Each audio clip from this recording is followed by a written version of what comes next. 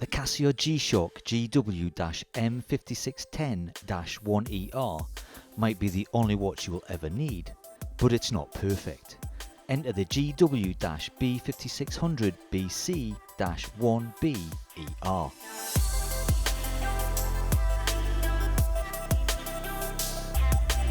Hi and welcome to Last Watch. Last summer I reviewed this, my first G-Shock, the GW-M5610, and I was quite surprised by how much I liked it. What surprised me even more was just how popular it is with you, as more than 250,000 of you have watched that review, and on the whole you seem to like it or love the square even more than I do. Alas, I did find a few issues with the watch which were backed up in the video comments even by its most strident of supporters. Regardless of these minor weaknesses, it's no less a watch, and over the last year it's been a great beater and work watch, spending more than its fair share of time on my wrist. It's also had the opportunity to go travelling with me, which was my intention when I picked it up. The original G-Shock, the GW-5000, was first released in 1983, some 37 years ago. The 5610 that I have was based on that watch. This red line celebrates its 10th birthday this year, as it was first released in 2010. It's not doing too bad for a watch that has notched up a decade, but technologically it's starting to show its age. Therefore it kinda made sense to see if a more modern version might remedy the few niggles that I found.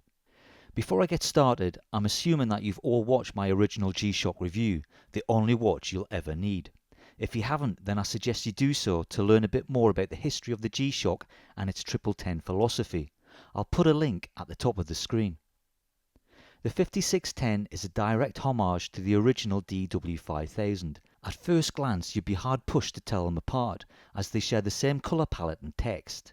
It's a child of the 80s, and by today's standards its retro styling can be a bit in your face. Too much colour and too much text.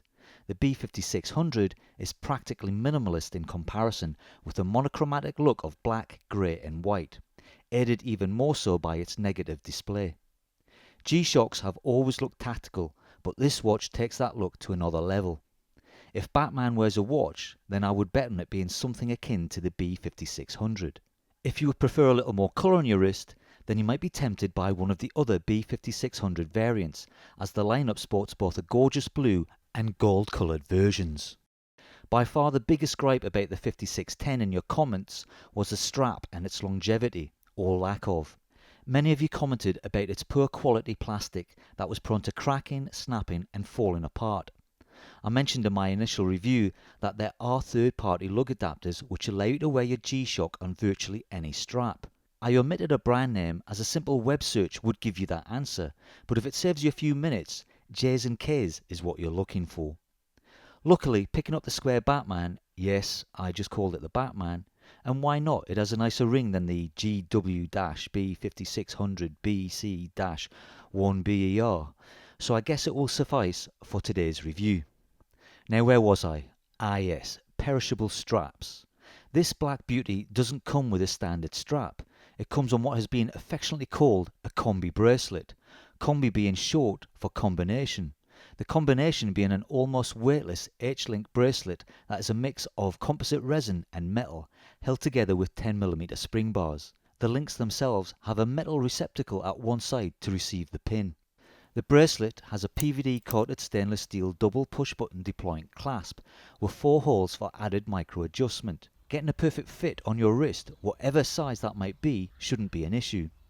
Removing the links has been made extremely easy, as you have 2 options for gaining access to the hidden spring bars, either from the side via these pinholes or the back with a spring bar tool. As a nice finishing touch to the bracelet, Casio have added a branded rubber strip, which may help prevent some scratches from the inevitable desk diving. The only negative thing about the Combi bracelet is that you lose one of the safety aspects of this watch. Previously, if you had a spring bar failure, the old strap would bounce. This one will fall flat. Due to its lack of weight, hopefully the damage should be minimal. That brings us neatly to the Batman specifications, which are fairly standard for most squares. It has a width of 42.6mm, a lug-to-lug of only 48mm, however its curved fixed end links take this up to a rather hefty 61.3mm. A case thickness of 12.4mm, 13.3mm if you include the raised logo forehead and lip. The bracelet is 25mm wide at the lugs and tapers to 20mm at the clasp. The links are 4mm thick. Adjusted for my 7-inch wrist with the removal of 3 links, the watch weighs a mere 79.10 grams. Physically, the only other issue to speak of with the G-Shock are its pushers. Like its older brother, they remain the same hard to reach awkward little buggers, requiring a fingernail for precise activation over a dull fingertip.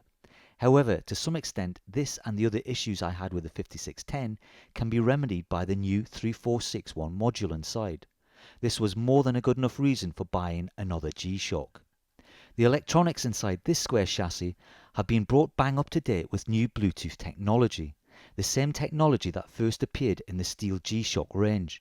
The Batman has all the benefits of the 5610, such as its 200-meter water resistance, multiband 6, daylight savings, world time setting, power saving mode, 6 alarm settings, stopwatch, countdown timer, backlight display, and an improved solar charging battery that can go up to 22 months without a charge. In addition, the 5600 has a few new tricks hidden up its sleeve.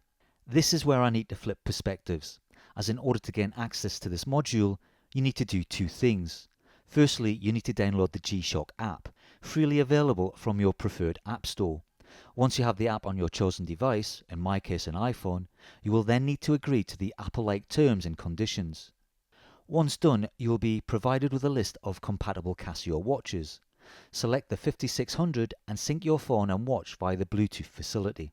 You do this by pressing and holding the bottom left pusher on the watch for 3 seconds. Once you're in, you can then navigate the menu system and tailor your watch to your preferred specification without having to fight with the G-Shock's miniature pushers.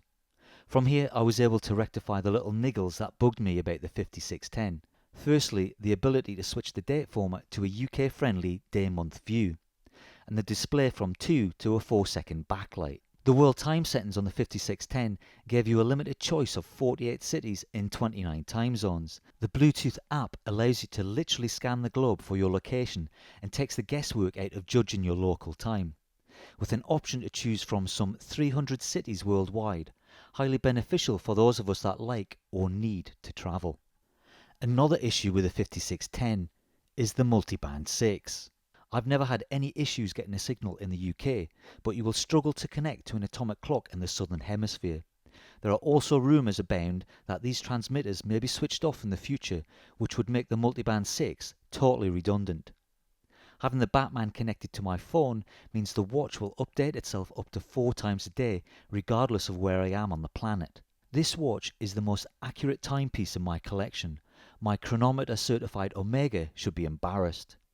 As a plus, the G-Shock now has several new abilities. You can set up to 5 reminders, such as someone's birthday or a business appointment, and tag it with a description, which will scroll on the watch's display. There's also a handy Find My Phone facility. If you're the forgetful type, press and hold the D pusher for 5 seconds and your phone will play a merry tune until you vacate it.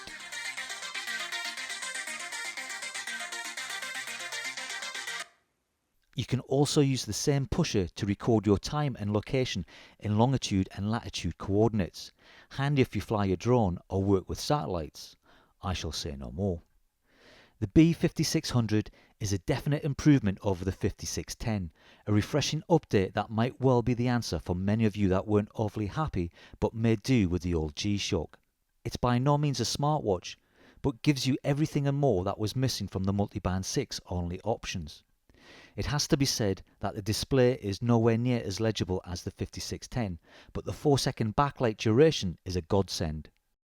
The next tier in the G-Shock lineup would be the all steel G-Shocks, which share a similar module but are considerably more expensive.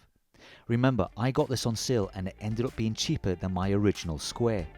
At a price point of well under £100 UK, you might consider this the perfect G-Shock Square. It's certainly worth shopping around for a deal on this watch. If you're interested, I will add some Amazon links in the video description below for both of these watches to help you kick off your search. Now, I got a great deal on the B5600, picking it up during a sale at Ernest Jones. If you remember the unboxing, I mentioned that I felt somewhat cheated as the watch came without any instruction manuals. I contacted their customer services who apologised and offered me a further discount on this watch. It was only after this that I noticed the reference on the box. They had sent me the correct watch in the wrong box. A reminder to check your purchases fully when buying, regardless of whether that's online or in the shop. Thanks for watching, and be sure to like today's review. If you haven't already done so, please consider subscribing to the channel. Let me know which of today's squares would make your shopping list and why you favour it over the other, or even if you think there's a better G-Shock in the lineup for a similar price. Stay safe, and I'll see you all in the next video.